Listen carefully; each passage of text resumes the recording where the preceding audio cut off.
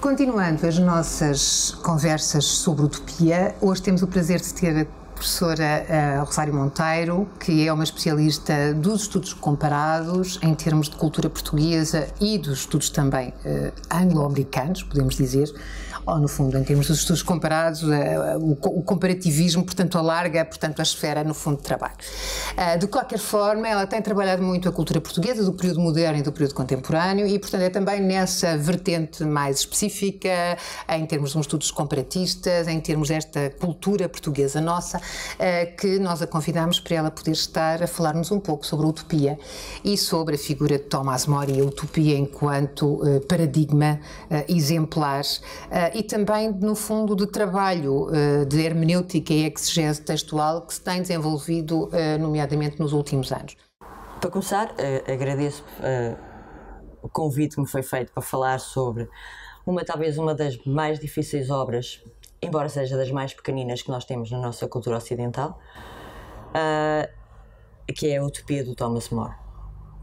Eu irei falar mais sobre o contexto e o próprio conteúdo da utopia, do que propriamente sobre tudo aquilo que depois envolveu e que deu origem a um género literário, a movimentos políticos, etc. Tudo isto nasce com uma pequenina obra que não terá sequer 100 páginas e que, portanto, dificilmente teremos outra obra na nossa história da cultura europeia que, tão pequenina, consiga fazer uma transformação tão grande de mentalidades ao longo de tantos séculos. Escrita em 1516, portanto já na fase do Renascimento, na fase final do Renascimento, mas na fase do apogeu do humanismo cristão, a Utopia de Thomas More tem dois momentos ou 2 anos que correspondem a 2 edições paradigmáticas da obra. A primeira, a de 1516, que é dirigida aos seus colegas, e é importante ter esta noção de que Thomas More não escreve para um público em geral, que na altura ainda por cima era iletrado, mas escreve para uma elite cultural muito rigorosa, que associa a noção de renascimento também à noção da consagração das artes e das humanidades. E, portanto, o Renascimento sendo um fazer novo, aprender com os antigos para fazer novo, a obra de Thomas More é uma novidade em termos de sua estrutura, em termos do seu conteúdo. Não existe nenhuma obra anterior. E o que ele faz, de facto, é ir aos clássicos, é ir a Platão, pegar na República, que na altura foi redescoberta muito recentemente, e criar um novo texto, e criar um novo género literário, para divertimento dos seus congêneres. E, portanto, há, ao longo de toda a obra, pequenina, breve, uma profunda ironia que tem que ser entendida no contexto da cultura humanista cristã da época. Esta foi uma forma de divertimento para Thomas More. E o divertimento para os humanistas tinha sempre uma função didática. E, portanto, também é uma forma de ensinar. É um desafio que lhe é lançado pelo seu amigo Erasmo e, portanto, a Utopia de Thomas More deverá ser sempre enquadrada também com o Elogio da Loucura que Erasmo escreveu em casa de Thomas More.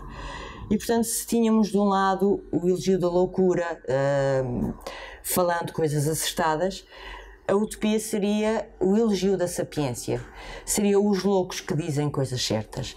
E nesses loucos que dizem coisas certas está uma personagem portuguesa que é Ituldeu. O Ituldeu, o contador de balelas. E, portanto, também por esta personagem, a personagem central da Utopia de Thomas More, a utopia também é, de algum modo, parte essencial da cultura portuguesa.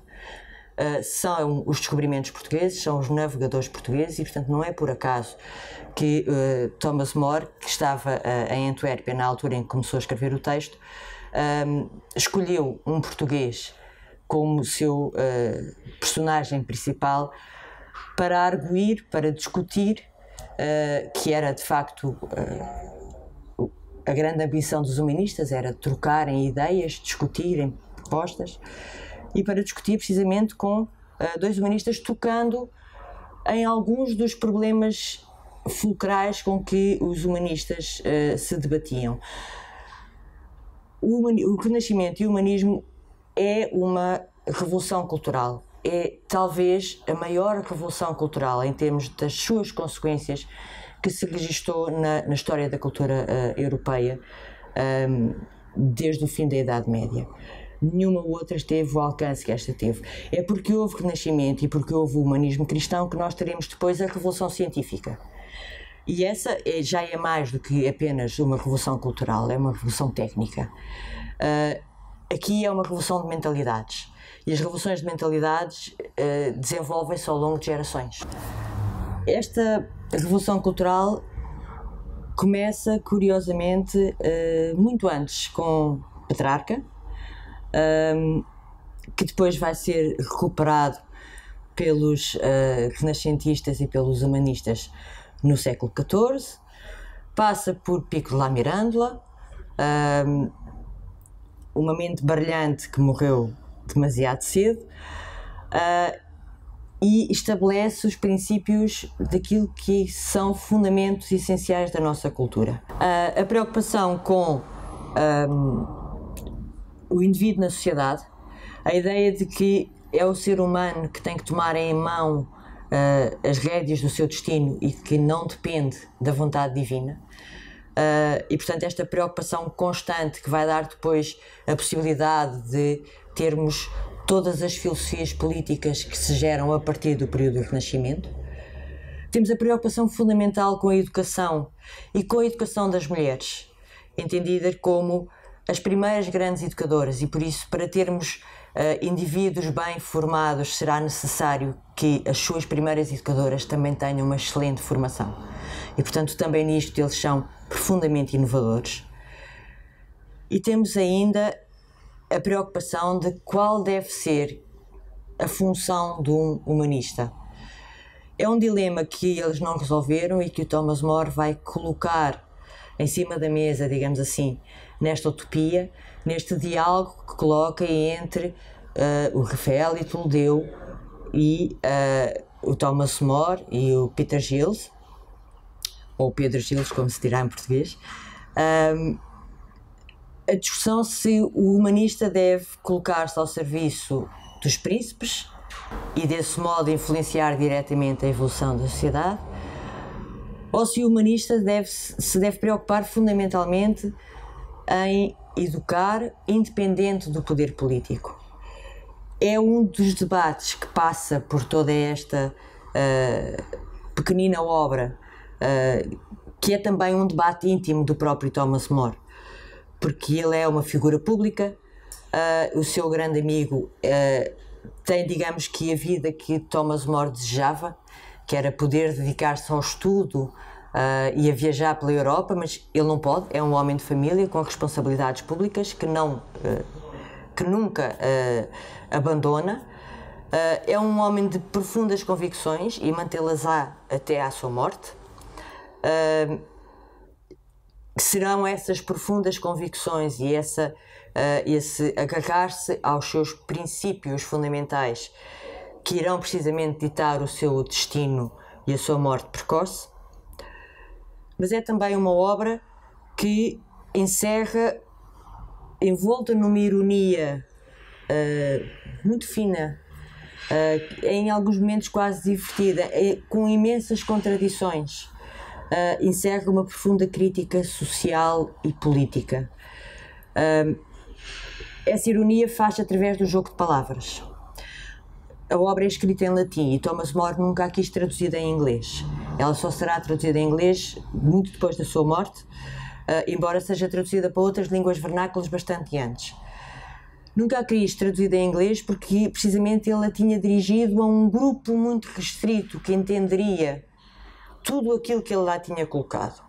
Entenderia aquele jogo de palavras, aquelas construções, aquelas palavras novas que ele inventou.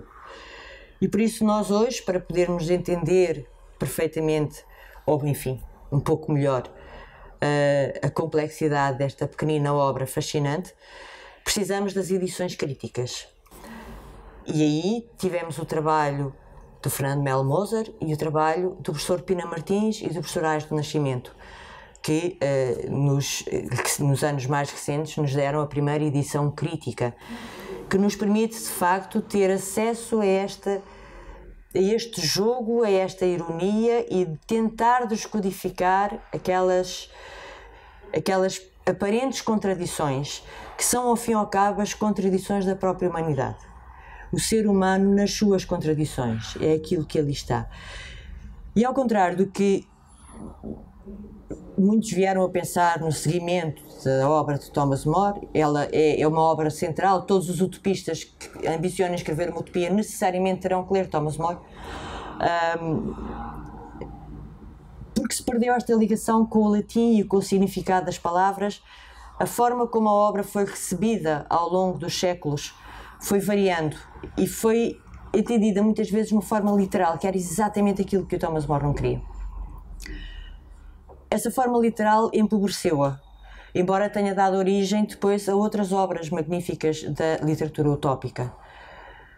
Mas lançou sobre a utopia a ideia de que ela necessariamente era uma obra fechada, uma proposta de sociedade fechada e acabada.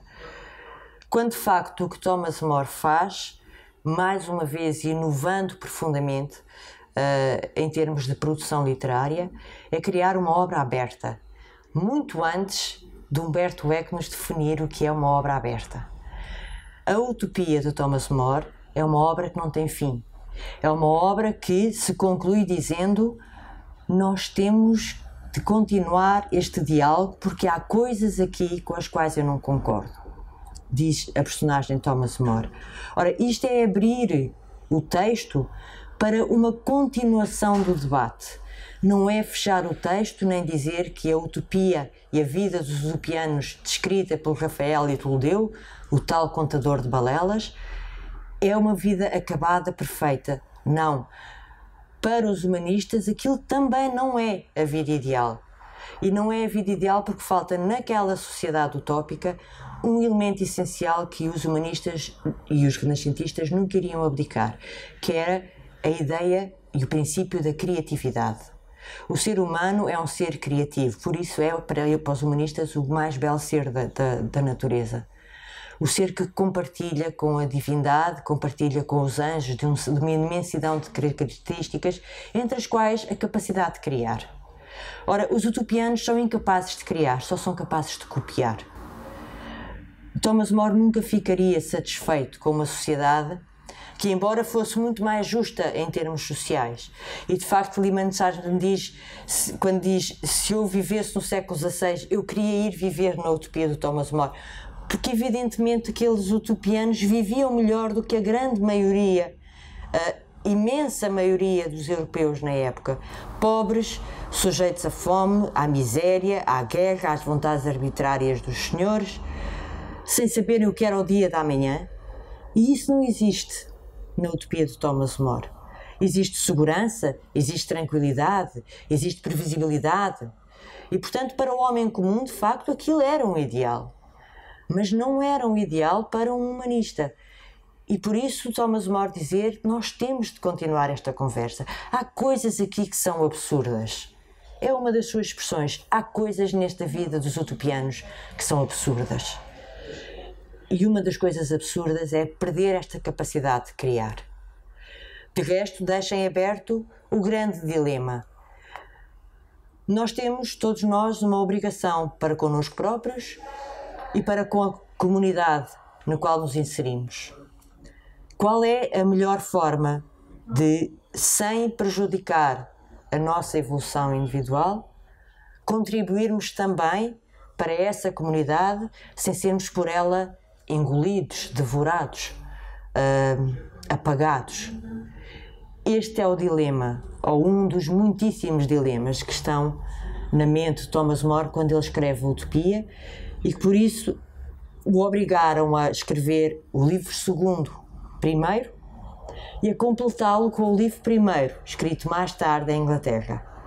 Porque de facto Thomas More tem noção de que a vida é complexa, de que as obrigações humanas são muitas e que as obrigações de um humanista para consigo próprio e para com a comunidade que ele tem obrigatoriamente e necessariamente que servir não têm fim. E por isso a utopia também não tem um fim. É algo para onde nós caminharemos sempre. Como diz a Fátima Vieira, é algo que está 10 passos à nossa frente e quando nós damos 10 passos, avança mais 10 passos.